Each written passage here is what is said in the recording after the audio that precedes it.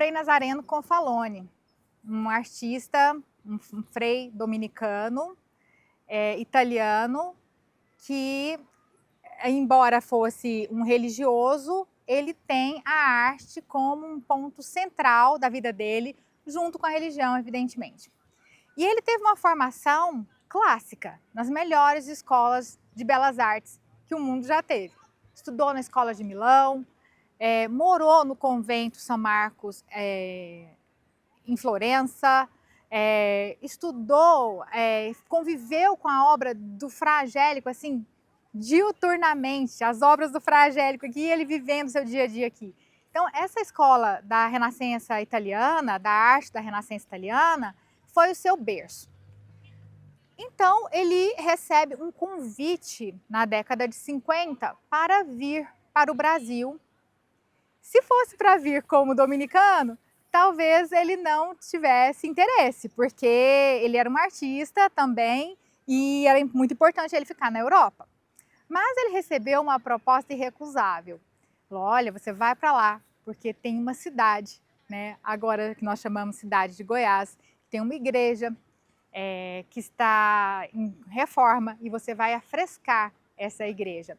Então, com essa proposta, o Frei Nazareno vem para Goiás e vai para, hoje nós chamamos cidade de Goiás, afrescar a paróquia, a igreja Nossa Senhora do Rosário. Quem já foi a Goiás sabe aquela igreja linda lá, aqueles afrescos que ele representou os mistérios do Rosário.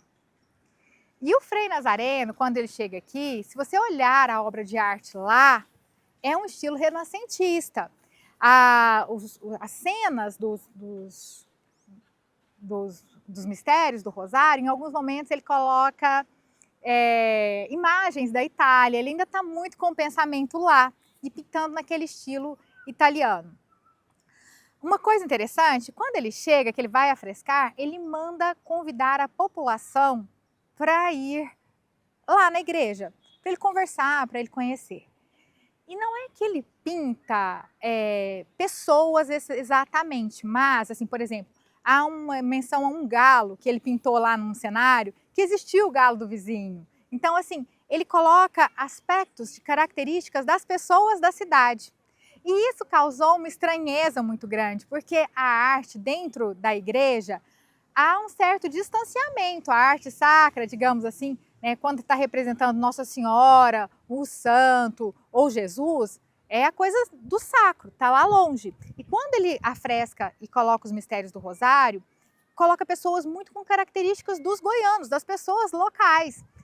Então isso causa um certo mal-estar, porque assim, mas essa aqui parece com a minha vizinha, como é que ela está dentro da igreja representada como santo? Sabe aquela coisa assim?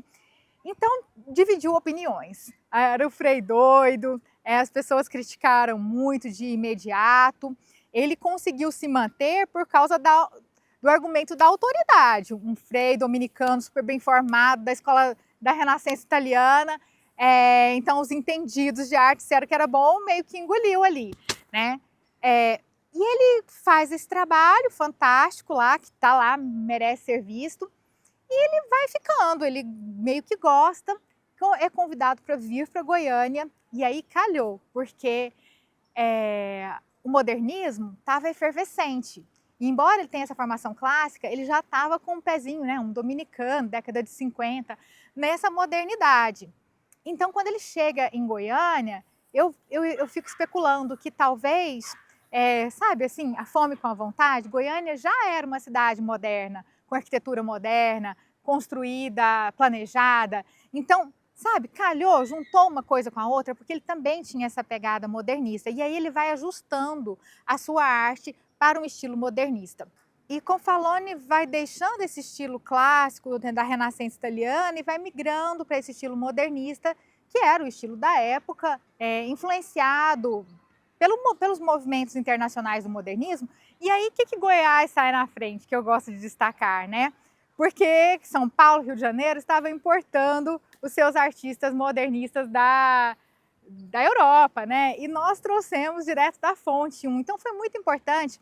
E ele, além de trazer a técnica, então ele vai ali o máximo, ele fez várias igrejas, várias obras afrescou vários órgãos públicos, prédios públicos, a antiga CELG, estação ferroviária, que hoje é o Museu Confalone, além dos trabalhos da cidade de Goiás. Ele fundou a primeira escola de artes, escola de belas artes, e essa escola foi crescendo juntamente com outras pessoas, evidentemente.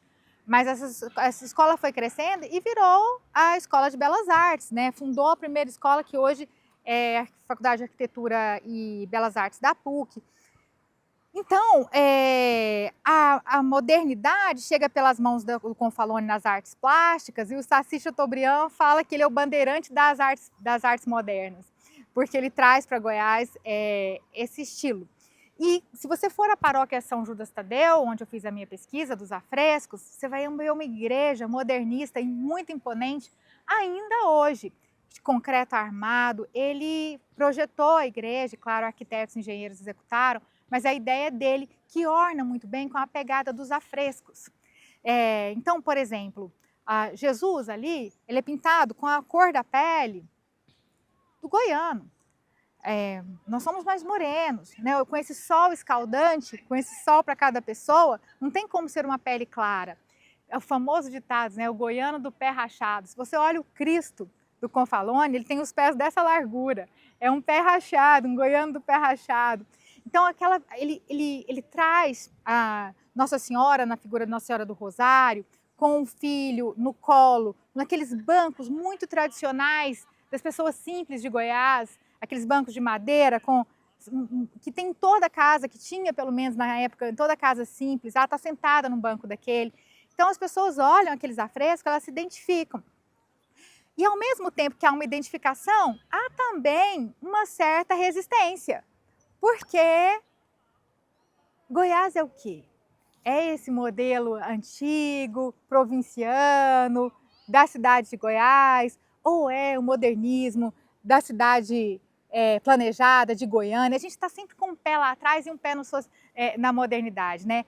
E qual que é o nosso lugar? O que é esse ser goiano? Então, a obra de arte do Confalone, ela meio que mostra isso. Mas ela incomoda, porque é um italiano mostrando isso, é um europeu mostrando isso pra gente. Então, assim, ele levou um tempo para ser aceito, porque a arte é isso, ela te incomoda, né? Ela te provoca. E o Confalone fez isso em larga escala.